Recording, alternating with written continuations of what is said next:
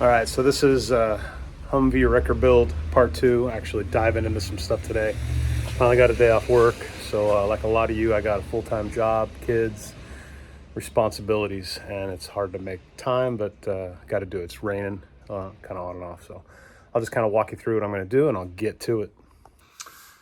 This is the donor vehicle. I've also been using it for storage, so I just cleared everything out. I was going to pull the top off, but since we got weather, I think I'll leave it in.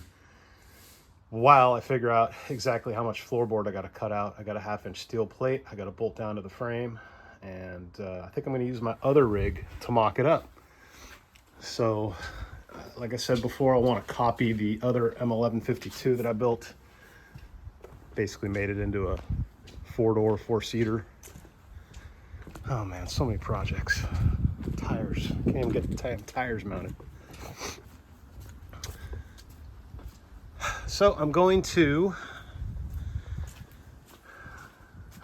use my innovative chain hoist contraption, get this thing lifted up, and I'm going to set it in the back here, figure out what my dimensions are, exactly where I want that thing to sit. It will clear these seats. The winches are going to be basically right by your head, so I don't know, throw a couple helmets in there and say ride at your own risk. My pops gave me a little bit of 1/2-inch tread plate, so I'm going to use this to anchor down to the frame. Probably use some DOM 1.5-inch tube and weld in bungs. Cut this to size, bolt it in, and then I'll bolt the Century 402 boom to that. And I still got to go through this thing and clean it up, re-spool it, probably pull the winches apart. The free spools are kind of frozen up, but probably never used them. So I'll get to it. Yeah, buddy.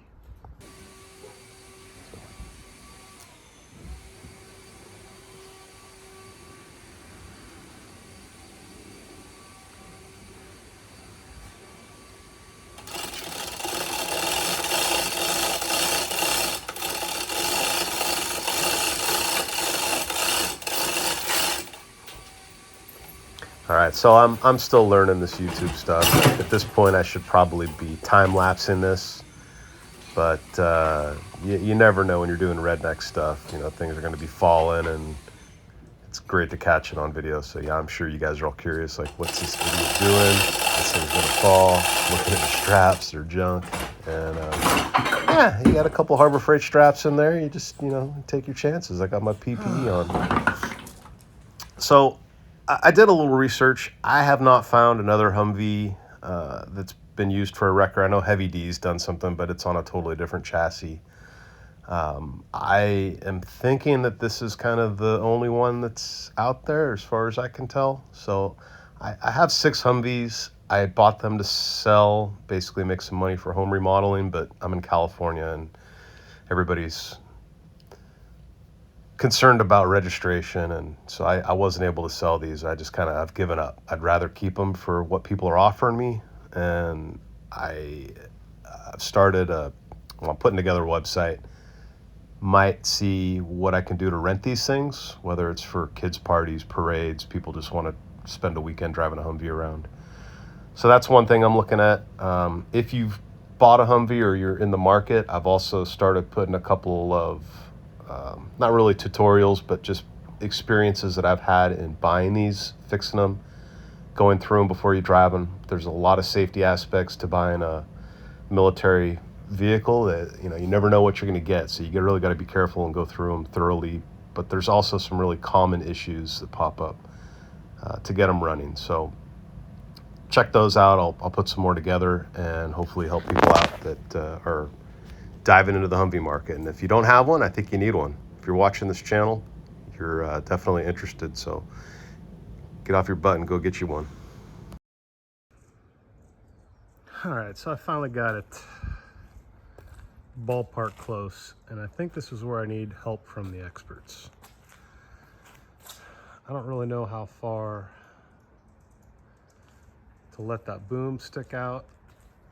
So as it sits right now, if you look at the kind of the center of mass, the leverage point is basically right over the rear axle. I think I'd like that a little farther forward. Doesn't really matter much for the passenger spot. You're going to be basically hugging that winch the whole time, but you can sit in there. I sat in there and it's not terrible. It's not going to be fun off-road. Of course, if this is sticking out farther than 3 feet, I'd probably have to leave a flag on it all the time. So, but you know, it does extend out. So I guess putting it as far forward as I can is going to make the most sense. So I guess I need to put it farther forward. Please let me know if you know what's going on with how these booms leverage. And I mean, it's basic physics. I'm an engineer. I kind of understand it, but from experience, you know, I also want to maintain as much reach as I can so I can use it for all sorts of stuff. Yanking a motor out of my boat. I plan to do that someday. Yeah. Throw me a comment. Let me know what you know. Appreciate it. So while I'm looking at this, I got to keep in mind that I need to get a hydraulic pump and a reservoir and leave room for a cooler and, you know, the important things, toolbox, stuff like that. So I'm sure it'll come together. So here I am just getting started on cutting the body panel out of the donor vehicle. So this is just a thin sheet aluminum, but underneath I've got electrical, hydraulic lines, stuff that I didn't want to have to take apart. So I was being very careful not to go any deeper than I had to just cut the aluminum out of the way. Fortunately, I didn't do any damage, but I had to be very cautious. Notice my high quality tools. And my PPE. So yeah, I probably should have been wearing some gloves, and drawstrings are not a great idea on my hoodie.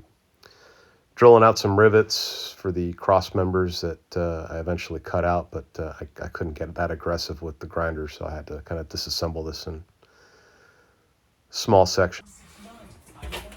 Hello? Well, I guess that's the best I can do for a video. Oh yeah, baby.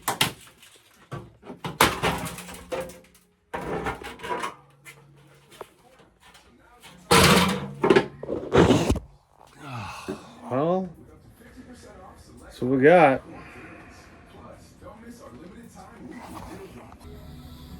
All right, well, this is pretty much what I got.